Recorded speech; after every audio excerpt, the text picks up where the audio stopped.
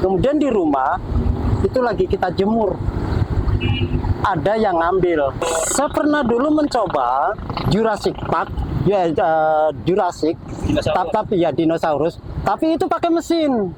Ketika kita mau kirim, kita kadang-kadang kita anterin ke alamat, jatuh sih. Jet Talks Network. Bapak boleh perkenalkan Bapak? Siapa namanya? Nama saya Suharsono, Bapak Suharsono. Dari mana Pak?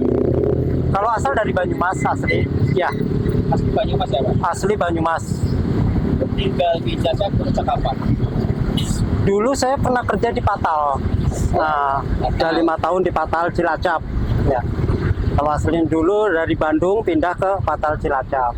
Sejak saya pensiun, tetap di sini usaha. Dari semua hal di dunia ini kenapa jatuh cinta sama pembuatan miniatur api? Oke. Kalau untuk miniatur sebetulnya hobi, Pak. Dari waktu kita dinas, saya itu sudah menyukai miniatur. Setelah saya pensiun dari Patal, saya terus melihat di sini tuh orang senang pada ke kapal. Ya, kita bikin miniatur kapal-kapalan. Kemudian setelah corona, saya pindah ke sini. Ternyata di sini yang banyak laku kereta, Pak. Permintaan kereta api. Nah, jadi kita menerjuni kereta api sampai sekarang. Oke. Dulu kan waktu kecil kan anak-anak namanya Tamiya ya Pak ya? Iya, Tamiya. Gangsing, bahasa Jawanya Panggalan. Ya. Ingat gak Pak, miniatur pertama yang Bapak bikin? Nah, yang saya bikin untuk pertama dulu sebetulnya perahu-perahuan, Pak, kapal ya. Seperti kapal compreng, katiran kalau istilah Cilacap. Itu dulu untuk mainan anak, bisa di air. Pertama itu. Gitu. Hasilnya masih utuh atau tinggal kenangan Pak? Hasil pertama? Yang pertama tinggal kenangan, Pak. Iya. Ya, Pak, ya? Betul. Mama, Bapak, prosesnya sampai jadi. Kalau untuk jadi itu 1 hari itu 1 pasang, 1 gerbong, 1 lokomotif. Itu 1 hari. Ada bagian yang paling ngeselin nggak Pak? Misal bagian yang paling rumit? Sebetulnya yang bagian rumit itu cuma kepalanya aja, bagian kepala gitu ya. Bentuk-bentuk daripada kepala. Pernah nggak Pak mengalami kesalahan dalam proses? Kalau kesalahan besar itu belum pernah. Cuma kalau kesalahan kecil kita pernah juga. Apa Pak? Artinya kalau untuk kereta api kita kadang-kadang tidak bentuknya itu miring gitu. Kadang-kadang ya bentuknya kadang-kadang ini bentuk ininya miring. Itu udah jadi baru ketahuan, kita cek ternyata miring kayak gitu. Nah, pernah kejadian itu. Pernah nggak sampai konsumen langsung dikomplain, Pak ini miring, nggak miring, pernah nggak? Oh, kalau sudah sampai ke konsumen belum pernah. Nah, karena sebelum kita pajang setelah jadi itu kita cek baik cara jalannya, kemudian kita cek betul nggak, balance nggak, kayak gitu, itu kita cek dulu. Bapak punya inspirasi nggak, misal sedang proses pembuatan sambil dengerin musik tertentu gitu? Saya kalau lagi bekerja selalu ada musik, selalu ada kopi. Gitu. Itu menambah gimana inspirasi kita. Nah, saya tiap hari saya di sini membuat. Di rumah paling nanti kita istirahat sebentar, makan, nanti membuat lagi. Saya tidur tiap hari itu jam 12 paling tidak. Pernah nggak sampai pagi ini Pak? Oh, sampai pagi belum pernah. Kita juga kondisi badan kita ini juga. Pernah nggak Bapak dapat permintaan paling aneh dari konsumen? Misal keretanya naik gunung atau pakai rel gitu. Kalau pakai rel, kita pernah bikin di dalam akuarium untuk pajangan. Itu untuk kereta. Kapal juga pernah kita bikin yang pakai akuarium kayak gitu. Untuk pajangan. Pernah juga. Kalau konsumen kebanyakan alhamdulillah puas. Tapi pernah juga ada konsumen yang namanya konsumen banyak, ada juga yang dia istilahnya komplain. Artinya komplain, Pak, ini kok apa bentuknya tidak sama. Nah, saya pernah kejadian itu karena saya sendiri waktu membuatnya belum tahu detail daripada si kereta itu. Ternyata orang itu paham sekali ke kereta. Contohnya misalkan ini bentuk kepala kayak gini, cc-nya bukan cc 201 tapi cc 203. Nah ternyata saya tulisannya cc 201. Itu aja pernah terjadi. Untuk konsumennya sendiri dari kalangan umur berapa, anak kecil? Kalau konsumennya kebanyakan sih anak kecil yang minta anaknya. Cuma yang kesini itu ibunya, orang tuanya.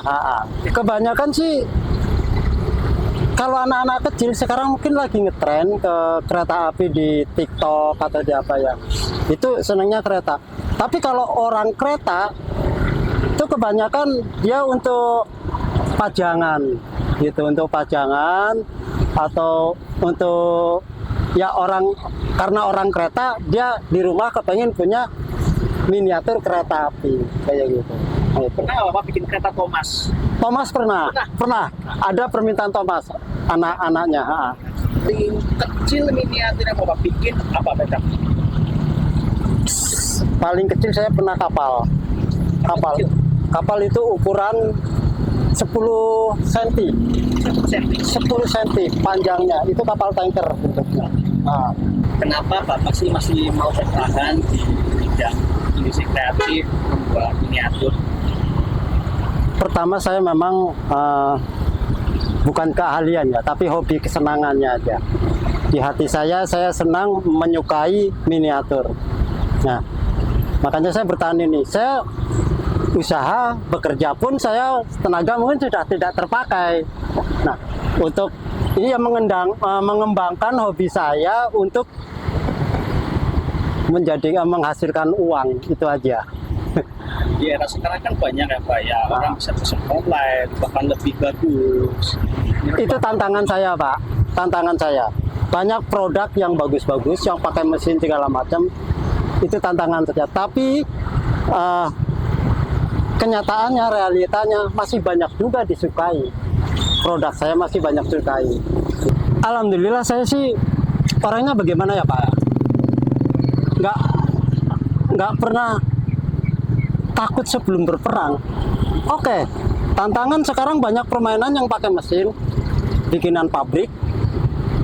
Tapi saya tetap menyukai permainan yang istilahnya masih permainan zaman dulu gitu ya.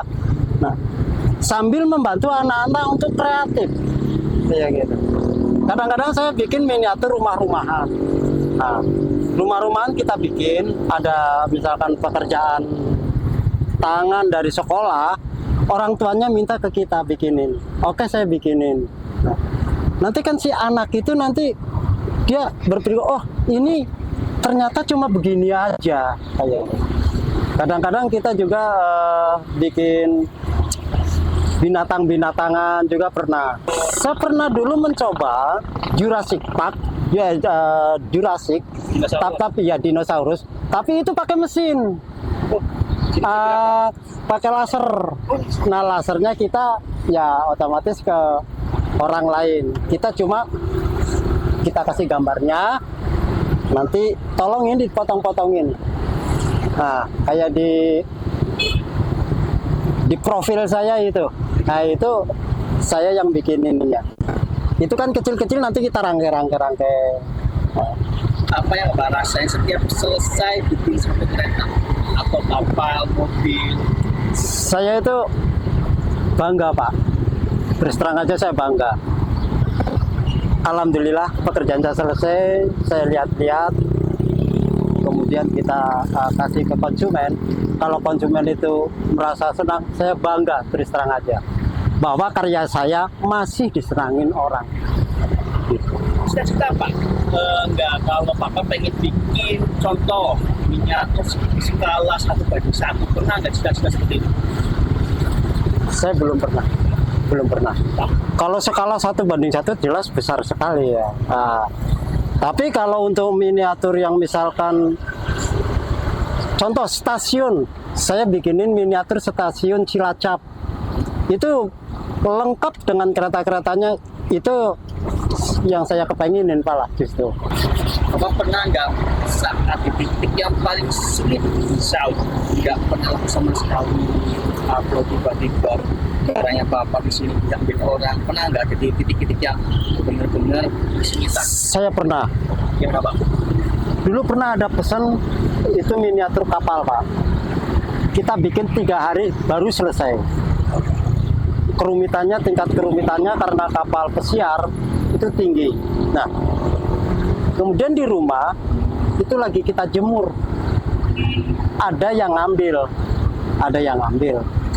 Nah, sedangkan besok itu kapal sudah saya janjiin siap diambil. Karena sudah finish, tinggal pengeringan cat. Nah, ketika kita jemur, ternyata mau kita ambil sudah nggak ada. Itu saya sampai seperti dilema, Pak. Karena saya berarti mengecewakan si konsumen. Ya, Bu. Sedangkan si konsumen itu, dia sudah istrinya mendepekkan uang ke kita, dan dia agak kurang menerima. Artinya dikira si pesanan dia dijual ke orang lain. Sedangkan saya memang keadaannya begitu gitu. Nah, itu saya sangat yang paling tidak pernah lupa kayaknya. Sampai sekarang saya hati-hati kalau itu udah pesanan orang, kita tetap hati-hati, lebih hati-hati. Itu, Pak. Kemudian jatuh, Pak. Jatuh. Ketika kita mau kirim, kita kadang-kadang kita anterin ke alamat. Jatuh sih. Dulu miniatur masjid, Pak, tempat ibadah. Karena bentuknya agak tinggi-tinggi kayak gitu, jadi nggak bisa kita taruh di tas kayak gitu. Dia cuma diboncengin di motor, jatuh, patah si menaranya. Nah, itu juga pernah terjadi, Pak. Tapi selain itu belum ada lagi, cuma dua itu yang. Tapi ya orangnya si masjid itu dia memaklumi karena ada bekasnya. Tapi kalau yang hilang kan nggak ada, dikira saya dijual ke orang lain dengan harga yang lebih tinggi kayak gitu. Itu yang kita nggak enak gitu. Apa sih artinya merintis atau berusaha? Kalau merintis itu memulai mungkin ya, Pak ya. Mungkin ya kalau menurut pemikiran saya. Kalau usaha ya kita merintisnya apa? Usaha itu adalah gerakan pekerjaan. Gitu, pekerjaan. Entah itu usaha apa, usaha kayak gini ya usaha itu gerakan sebetulnya. Nah, kalau merintis memulai usaha itu gitu. Kan banyak anak-anak muda nih yang takut usaha ya, Pak ya, takut memulai. Nah, Pesan Bapak untuk anak-anak muda yang mau merintis usaha. itu, Pak. Saya tidak mencontohkan orang lain. Anak saya sendiri. Dia mau usaha, ada alasan aja. Sudah banyak lah, nggak ada modal lah, nggak ada alat lah, dan lain sebagainya. Nah, kalau bagi saya contohkan ke anak saya, papamu usaha pakai modal nggak? Gitu. Pakai modal nggak? Oke lah, satu modal keinginan. Nah, kita punya keinginan berusaha. Nah, kemudian kamu punya apa keahlian apa? Kalau misalkan mau usaha mandiri, kamu punya keahlian apa? Jalan dulu. Tantangan jelas ada tantangan kayak gitu. Itu saya kalau ke anak saya kayak gitu. Jalan dulu, modal sambil berjalan. Oke lah, nggak ada yang namanya misalkan kita usaha memulai usaha tidak ada modal, tentu ada pasti. Tapi kan jangan kita berpikirnya wah langsung gede nih, punya mesin lah. Kayak saya misalnya, wah kita harus punya gergaji untuk potong triplek, bor dan lain sebagainya. nggak akan jalan kalau udah kayak gitu. Karena kita nggak punya uang. Kita mau cari uang karena kita nggak punya uang. Gitu. Kita usaha dulu, nggak ada gergaji, cutter, bisa pakai cutter. Yang penting kita niat. Yang penting punya kemauan Kita. Nah, itu yang penting. Yang saya wariskan seperti tadi. Kita kemauan dulu yang kuat, kemudian kita langsung action. Jangan hanya teori, tapi tidak action. Nah itu yang kita tanamkan ke anak-anak muda sekarang. Kalau melihat ke belakang, adakah itu momen di mana Bapak bersyukur banget saat membuat kajian seperti ini? Justru tidak ke belakang, Pak. Justru sekarang justru, Pak. Saya itu menggeluti miniatur itu waktu masih dinas juga kita menggeluti miniatur. Cuma bukan tidak untuk dijual atau untuk orang. Sekarang ketika kita di jalan begini dengan seperti orang jalanan, saya alhamdulillah orang-orang banyak yang menghargai saya, Pak. Konsumen saya bukan lagi nyombong, kalangan menengah ke atas juga sudah pernah konsumen saya.